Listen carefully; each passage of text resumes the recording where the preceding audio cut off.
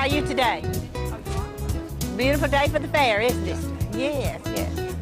This is the 59th Annual Baldwin County Fair, and we're so pleased to have the new facility here in Robertsdale, Baldwin County Fair at the Baldwin County Coliseum, and on this 53-acre piece of property. We have all the room for parking, animal exhibits, a large carnival. Hello, look at the television. You want to go to the circus and see the animals? Good, yeah, she wants to go. Bye. Good, nice to see you. Yes, yes, yes. The new Coliseum is filled with exhibits from high schools, middle schools all over Baldwin County. The Baldwin County Bicentennial, which is a committee made up from the Baldwin County Department of Archives and History, has a municipal display representing all of the Baldwin County municipalities.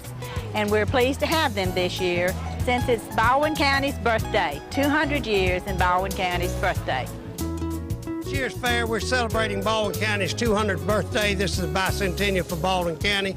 We have many new amenities going on at the fair this year. Of course, we have the Myers International Midway, which was voted the best in the state for the last 2 years in a row.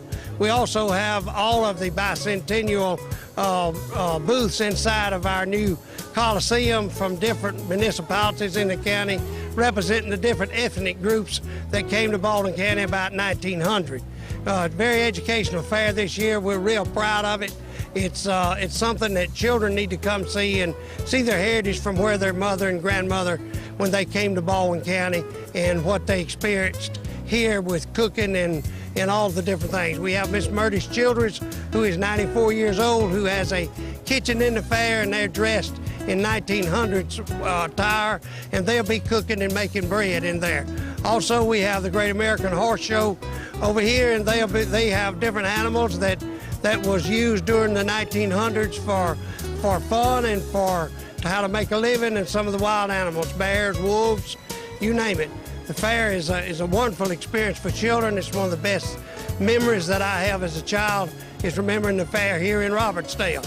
We're the 59th year here in Robertsdale. We're the oldest county fair in the state of Alabama. We're so proud to have our new fairgrounds thanks to the Baldwin County Commission and their effort in helping us get this done. We have the arena here. We'll be having a horse show and barrel race here this afternoon. We have the Antique Tractor Club immediately to the west of it with 30-odd pieces of equipment that was used in the 20s and 30s that helped develop Baldwin County to what it is today. We're up here at the Bicentennial celebration at the Heritage Museum, and our heritage in Baldwin County up here at the Carnival. We brought a lot of tractors here. Most of our tractors were found at different places where farmers had used them all their lives. A lot of them were wore out, a lot of them were discarded, traded in, and we found them, restored them, brought them back to life, and brought them up here on display, and then brought back some of the history of the farming and agriculture department here in Baldwin County. It's nice to listen to a lot of farmers come by here and talk about they used to plow on this tractor, they used to run this tractor, they used to do things like that. So it's been really interesting for us to listen to some of the farmers and some of the people that's come by here and talked about the farmers, how the farm was built back in the older days, how they came up to it, how they went from mule-drawn plows up to tractor plows and then up to modern-day plowing. And it's been real educational for us to find out. We've got a tractor club here in Baldwin County that we all get together on the first Thursday of each month and talk about tractors, what people have done and how they've enjoyed it and stuff. And it's been real interesting in finding out. We got small tractors, we got Cub Cadets, we've got big farm-all tractors, we got big John Deere tractors, we've got little hot rod tractors, we've got any kind of tractor that you're interested in, and we've got a lot of people that like to restore them and be a part of them. So we've enjoyed it, and we like to be a part of this centennial up here and have a good time.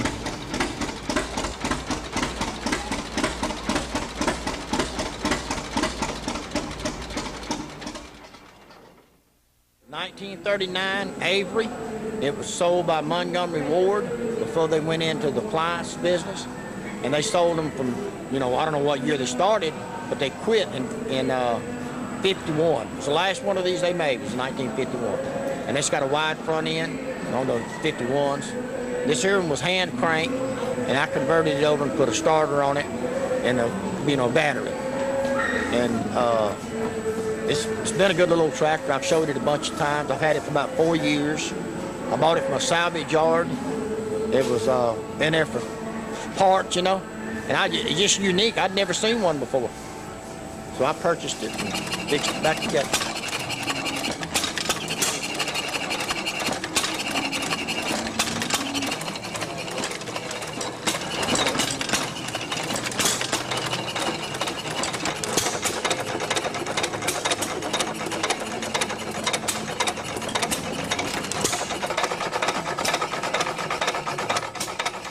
Ferguson TO20 with a Ferguson tractor jack. Tractor jack was invented in the mid-40s by a gentleman named Thomas Poore from Kansas, and he sold the patent to Harry Ferguson. And it was just a great piece of equipment. You could get all the tires off the ground, adjust your front end, flip your tires around in the back, whatever you needed to do. It was a great piece of equipment. Additional to add on. This tractor here that he's about to see now is an 8-end Ford. This tractor was purchased by my dad up in North Alabama, where I'm originally from. And one of the unique things about this was that when I was 10 years old, my brother was plowing, and I would always like to ride alongside of him. And so I was bouncing up and down on the clutch, and I slipped and fell and went under the wheel, and he ran over me. And it scared him so bad that he backed back over me again.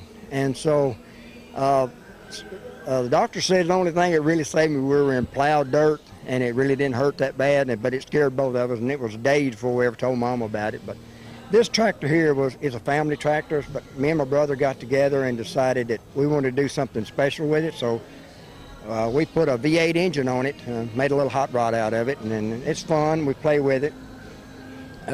Ford didn't come out with a V8, but later on they let another company build them that would put them on there for farmers because they got far behind on their horsepower and stuff on their tractors. So they let another company do it, and they come out with a few of them, but later found out that the tractor wasn't stable enough or stout enough to hold horsepower. So they discontinued, and that's when they stepped up to another grade of tractors. But this little tractor's been fun. Everybody enjoys seeing it, listening to it. It's just a little hot rod tractor, and we play with it, have fun with it here in the club, and everybody enjoys it. And that's what we do mostly, is just have fun, fellowship. That's what we do. I used to have Gravely's years ago when I lived in South Jersey, and we moved down here in 1991, and we used to travel in the summer, but then my wife had new knees put in, and I got back in the Gravely business again and bought one, and then I wasn't satisfied, so I had to start collecting again. And I have 5 here with me today, and I'm working on 3 more at home. I have a bunch of more implements at home, a rotary plow, rotary cultivators, dump bucket, probably the only snow plow in lower Alabama that I used to push dirt with. I have reel mowers, and I like working on them, and I get them when they're rusty or whatever and rebuild them again. And some of them are really should go to the scrap yard, but I just can't see sending old iron to the scrap yard, so my wife says it keeps me out of trouble, so that's what I do now. But I'm no stranger to Baldwin County. I would all like you to know that I was stationed at Barron Field here in Foley in 1953 with the U.S. Navy. So we just come home to roost again, that's all.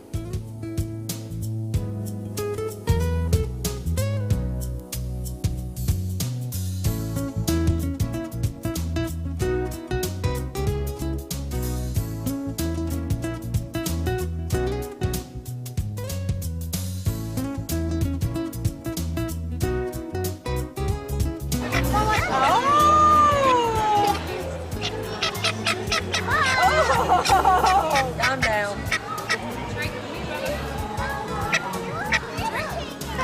She's soft, huh? You're welcome. Mama wants you. Look at these baby bunnies. Who wants it? Who wants it? There's grass down there. There's grass on there. Hey, you can have one. Hey, you can have some. You can have some.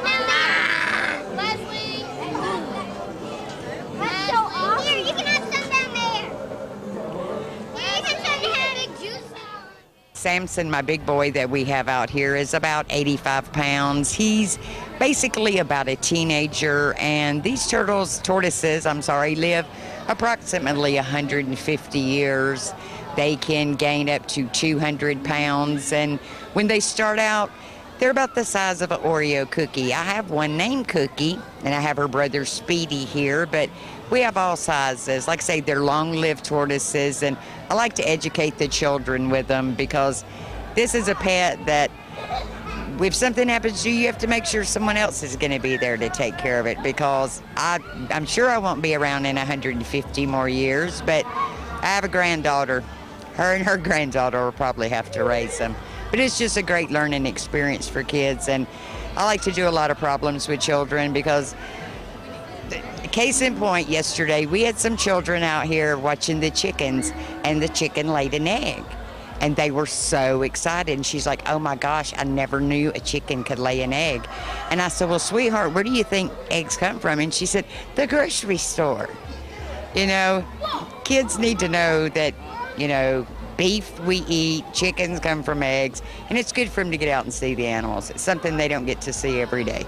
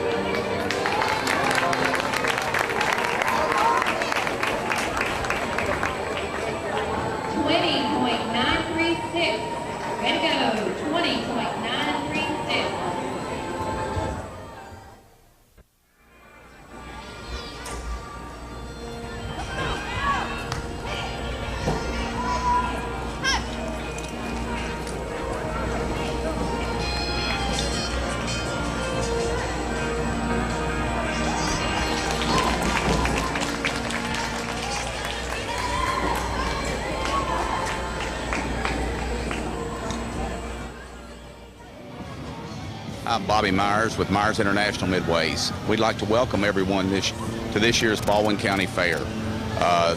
The grounds here at the new fairgrounds improve every year. They're the best they've ever been this year. The Midway's larger. There's probably 32, 33 rides here. There's some different rides than we've had before. We've been coming here for probably 22, 24 years. And we've been able to grow every year, and especially due to the new fairgrounds where we have more room to operate. Like I say, the grounds here are gorgeous. We've got a lot of events going on here, a lot of things to see. People can come out, bring their kids. It's a very safe family environment. We have security on the grounds, but we don't need them. I mean, this is one of the safer fairs you'll ever be at. It's as close to a down-home country fair as you'll ever find. There's not the big city here that's overrun with things. This is a community right here where everybody knows herself, and it's a very friendly, fair-oriented organization. We want to thank John Jackson and the Baldwin County Archives for helping with this celebration here. It's something to promote the Bicentennial, and we think they've just done a wonderful job putting it on.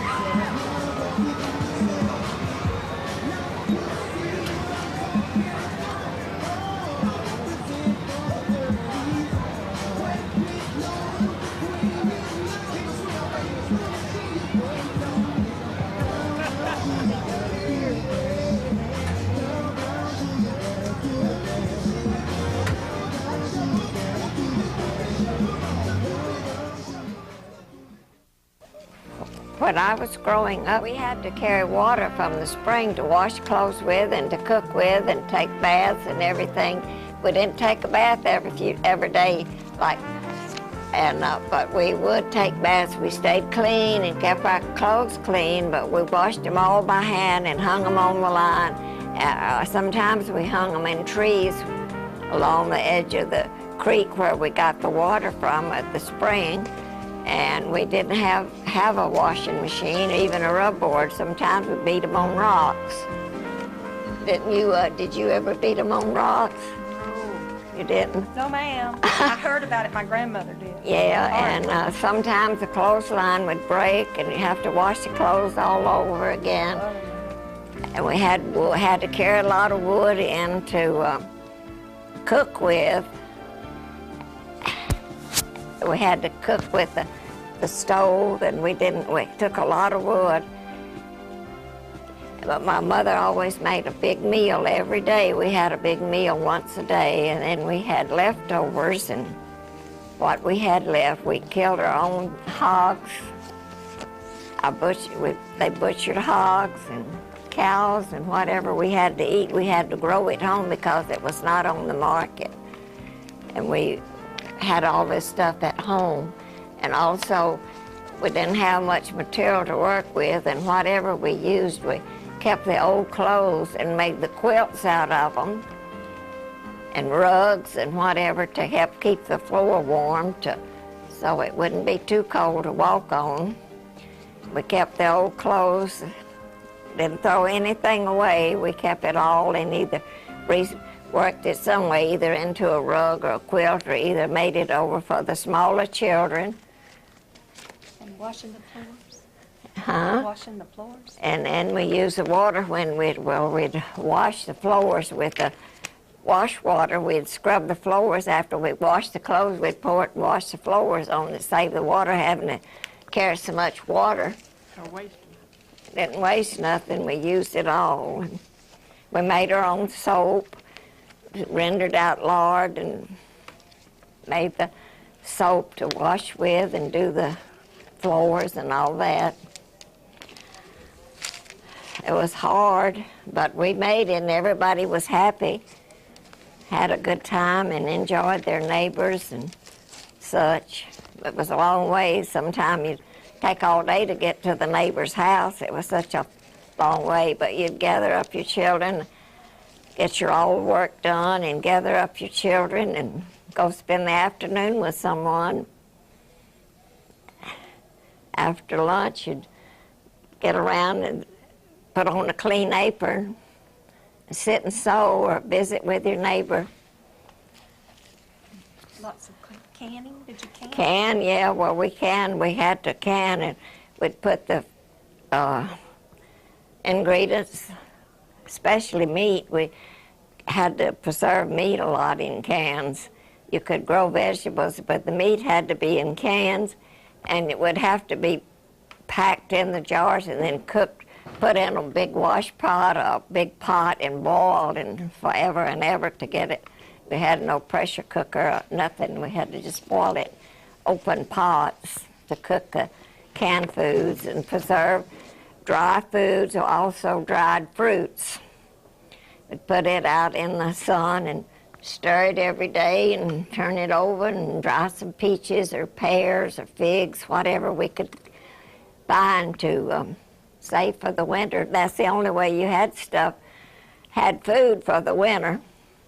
Did you have to make bread every day? No, we didn't make bread every day. We made a lot of cornbread.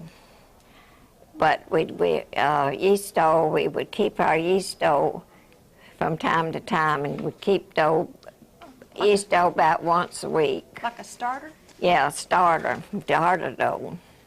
What about your grits? How'd you make your grits? Well, we had to grind them on the rocks and put them in bowls with the rocks things, and we... Sounds like a lot of hard work to me. It was hard work.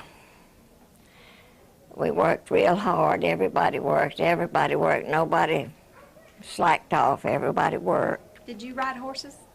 No, we didn't have horses. We had more mules and we had to keep them to plow in the fields and pull the wagons when we went someplace. And everybody gather on the wagon and go to church every Sunday. How'd you pick your corn, Murtis? Well, we pick that by hand. We just pick it and go out in the fields and tear it off the stalks and throw it on the ground, and then come back and pick it up and throw it in the carts. It was hard. Sounds like it would be. It was hard. It was double work, kind of, but that's what we did, what they had to do for all this. It's a lot of work. Well, So- did you buy your flour and sugar at the store, or did We you make about 2 trips a year to the store and get barrels of flour and sugar and coffee and some salt. How'd you keep the weevils out?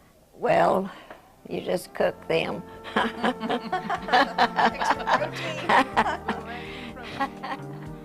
In days of yesterday, about 200 years ago, women just did not have the ability to purchase ready-made items for many different reasons. And so they would have to make their own items for their own use. They would take thread and crochet lace, and they would make their own hats, socks. And you didn't waste anything. You would use thread from old sacks. You would take items apart after maybe the baby outgrown its booties. You might take this thread apart and reuse it. Everything was used multiple times. And we are so fortunate today not to have to do these things. We're blessed in America. I am quilting a quilt that has been embroidered by a friend, and she doesn't quilt, so I'm quilting it, and it's pre-stamped. It's called pre-stamped. It's more of a fancy thing than they would have done years ago, even though some of these were available, but they were usually available in the newspaper, and you had to iron the stamp on, but this day and age you buy them this way. But most of the time it was patchwork quilting, but this is marked so you know where to quilt. Otherwise you would pick your own pattern to make the quilting in the inside. And you choose your own colors, and I have chosen to do it with the blue, and I put muslin on the back just like they used to, because so it would represent an older quilt, because most of the time now they don't do that. They do fancy backs. But for me it's such a relaxation, because you can do it and no one bothers you. The only bad thing is you pick your finger on the underneath side and sometimes it bleeds. It's a lot of fun. It's something that, with our economy today, more people are going back into canning. The new Family Circle magazine for this month has a section on the canning and telling how people goes back into canning because they can't afford to buy. You can go into the stores and look in their reduced baskets and get your fruits and stuff to make your jams and your jellies. And of course, my husband plants a garden big enough for Baldwin County. That's no lie. And then he expects me to can it all. And so I just really enjoy it. The thing is, you have to have fresh vegetables that are not stung by bugs. And you prepare your vegetables. We put our butter beans and peas in the freezer. We don't can them, but our squash, sometimes eggplants, all of our green beans, hominy, and stuff like that we do can. Turnip greens, and it's just really, really easy to come in, especially when you come in from church. Open a jar of it up and you can have a meal. We can mashed potatoes, and you can take those mashed potatoes and drain them, cut them up into cubes, shake them in some flour and deep fry them. Delicious within just a little bit of time, so it's very time saving, and it really doesn't take all that time to can. But your jars have to be prepared right. You got to sterilize them, then you got to keep them hot till you get your canned stuff in it. Some things, like tomatoes, you don't add water. If you do, it spoils. And you dip your tomatoes in boiling water, pull the skins off, and I like to pack them whole in my jars. And as you mash them down, the juice comes out of them. And you want that juice to come up above it, but don't fill the jar completely full. You have your lids in boiling water, and you put them on the jars once you get your tomatoes in there, and cap it. Put them in a pressure cooker and pressure them 10 minutes on a 5-pound pressure. But you can also can tomatoes in the old open canner because it's got acid. Anything that's got acid in it, you can can in the old co-pack canner.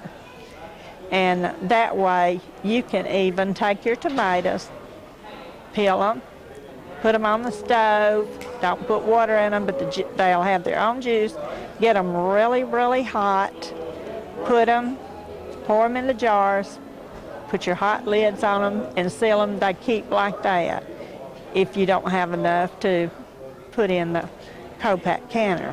If you put them in the co-pack canner, you press them in your jars, put your lids on, and put the water up above it and boil it, whatever your canning book tells you to. And they will keep. Peaches will keep, and done in a open canner. Anything that's got some acid in it. Lots of times I put lemon juice into pears or something like that, blueberries, something that doesn't have enough acid in it, and then that will make it keep. We used to do most all of our canning in the co-pack canner, and quite some years back they told us not to do that anymore because botulism would be in your vegetables and it would kill you. So that's when we went to the pressure cooker. And it's just a fun thing to do, and it's just stretches your grocery dollars, you know, when you can all this stuff. Because of Daphne's location, it is one of the oldest of the cities in Baldwin County. It goes with the French settlement of Mobile in 1702, and because it is the shortest distance across the bay to Pensacola and Montgomery and Fort Toulouse, most everything that happened in the colonial period happened crossing through Daphne. I would like to point out that Louis D'Olive and his wife, Ornella Hall, and those two names are still in the Baldwin County after 200 years. They were the first permanent residents of Daphne. And in 1812, Jackson, and his route from Pensacola to New Orleans, camped in Daphne. That's Jackson's Oak. In 1833, a captain named Billy Howard came from Connecticut, and he was getting fresh water from a stream in Daphne, decided that he liked it, he was going to come back and stay. He built the Howard Hotel, 1833, and it was the finest hotel in the Southeast at that time. The Old Methodist Church is 1858, the second oldest building in Baldwin County, oldest church in Baldwin County. And in the March of 1865, Union troops spent the night in the church as they were assembling for the siege of Spanish Fort. The courthouse came to Daphne 1868, and was there until 1901. Then it changed. The same building was used as the normal school. That was from 1907 to 1940. And this picture represents May Day. We had May Days in Daphne, a county-wide celebration from 1911 to 1970. That is the Maypole of 1928. And Daphne is famous for its jubilees, and that's represented by that picture there. Also here is a little bit of paraphernalia from the Civil War. That's a projectile, and those are mini bullets. In 1888, an Italian colony was established, and the names that you see there are the families that are still here from that colony. And as you can see, or maybe not, Allegri, Bertola, Bertonale, Berga, Boni, Cometti, Cordi, De Filippi, Borisco, Lazzari, Mansi, Marco, Napolillo, now the remains of Pergantis, Pintarelli, Perdazzer, those families now are Russell and Stapleton. Rolando is Sims. There was a very, very important industry in Daphne there were two potteries. I don't think you can see them, but this is a charcoal brazier. This was the thing that everybody used before this butane tanks. But this, put charcoal in there, and you could cook anything you like. And that represents a piece of pottery.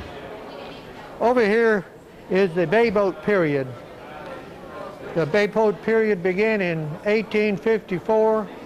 The steamship Cora made 2 crossings every day. It became a very, very romantic, pleasurable means of transportation across the bay. Many boats competing. Lots of times that they would hire a band and use the deck of the boat for dances as they plied along to stay cool in the hot summer months.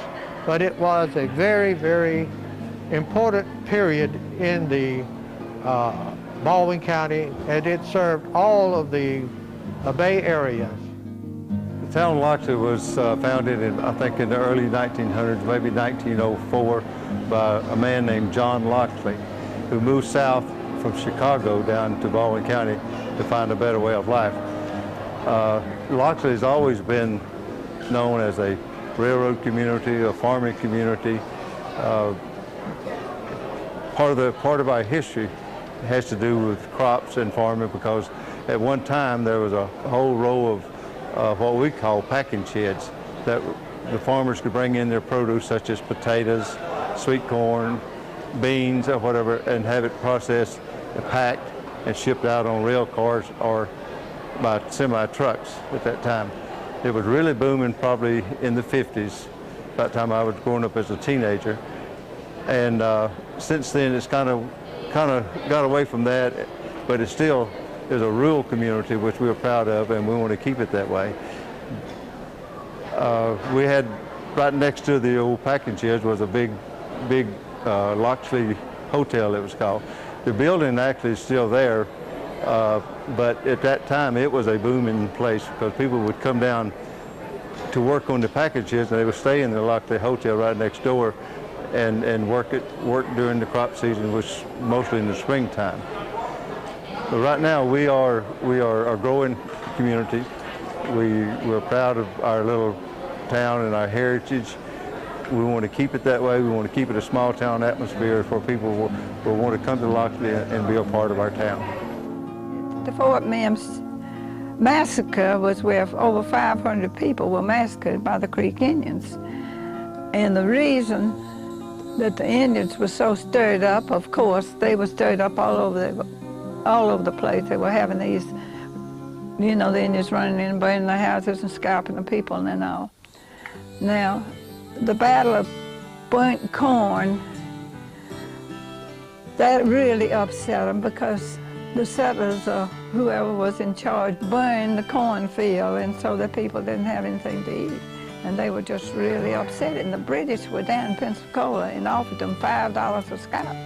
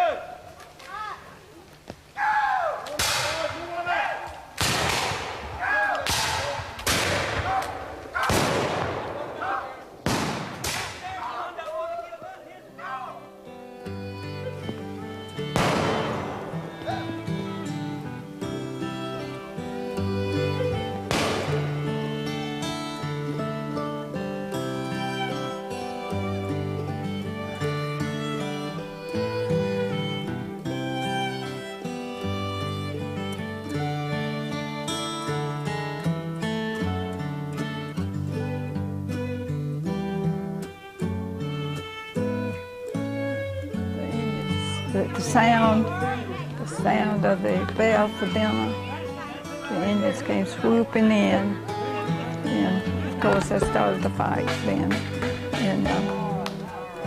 And all of these people that fell, the dead, they said everybody was killed, but a few which were taken for slaves to wait on them.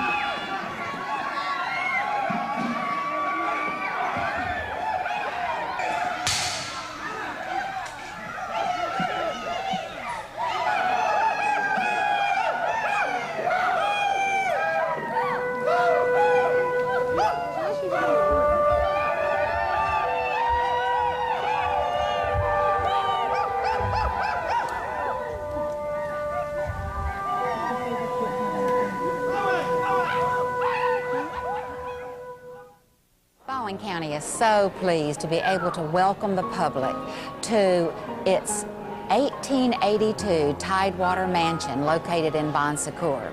The Swift Coles home was begun in 1882, and the Swift family lived in the home until 1976.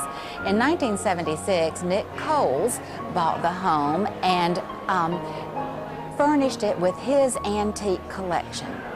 And when he died in 2006, he left the home to the county.